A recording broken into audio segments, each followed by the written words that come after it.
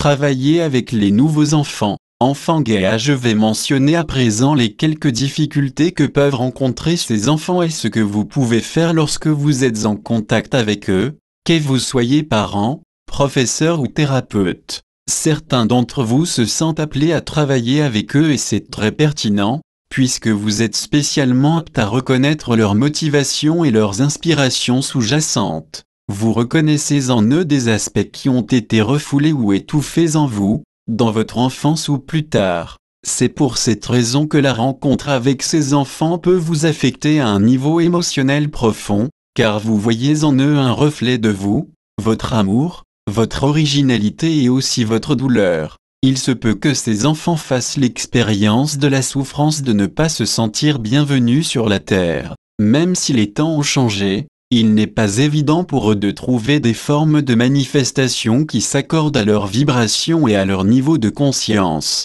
Il y a plusieurs raisons à cela. La première est que leur énergie ou vibration ne s'accorde pas, encore, à l'énergie de la Terre et de la conscience collective humaine. Ils sont en avance sur leur temps. Ce manque de compréhension entre l'ancien et le nouveau vous est familier, c'est votre propre expérience. Il y a une connaissance et une sagesse sincères en vous, l'ancienne génération, qui ne se sont pas adaptées à votre réalité sociale. Elles vont à l'encontre de certaines valeurs et notions traditionnelles bien ancrées et se sont heurtées au scepticisme et à la méfiance. Les enfants doivent aussi se confronter avec cette résistance, car elle n'est pas encore partie. De plus, et c'est la seconde raison, la réalité matérielle sur la Terre a une certaine lenteur, due à sa densité. Rêve et désir ne se manifestent pas avec rapidité ni facilité. Pour réaliser votre inspiration la plus profonde, vous devez être capable de vous connecter à la Terre à tous les niveaux,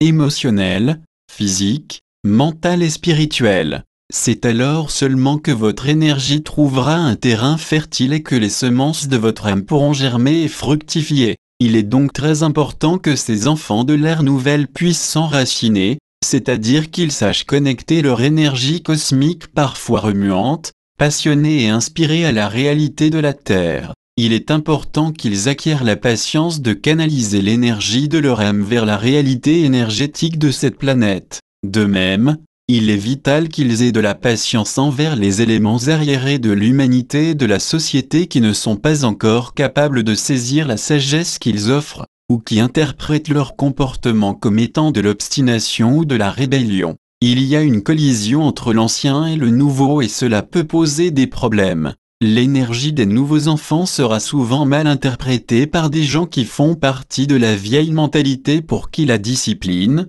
l'ordre et l'obéissance sont des prérequis pour le plein développement des aptitudes et de la personnalité de l'enfant. Vous voyez bien que vous êtes réellement ceux qui se tiennent entre l'ancien et le nouveau et qui sont capables de bâtir un pont. Vous avez souffert de devoir contrôler et garder en vous une grande part de votre véritable énergie spirituelle. Vous savez ce que c'est que de se sentir bloqué dans l'expression de soi. Vous comprendrez donc très bien ces nouveaux enfants. Vous comprenez leur besoin de se libérer des lois fondées sur l'autorité et le refoulement des sentiments. Ces enfants ont besoin d'espace pour l'exploration de soi et de leur individualité et en même temps, ils ont besoin de comprendre la valeur d'une discipline aimante, à l'inverse d'une discipline autoritaire. Ils doivent apprendre comment canaliser et diriger leur énergie sans se restreindre. C'est précisément le sujet qui vous préoccupe sur votre chemin intérieur. Pour chacun de vous,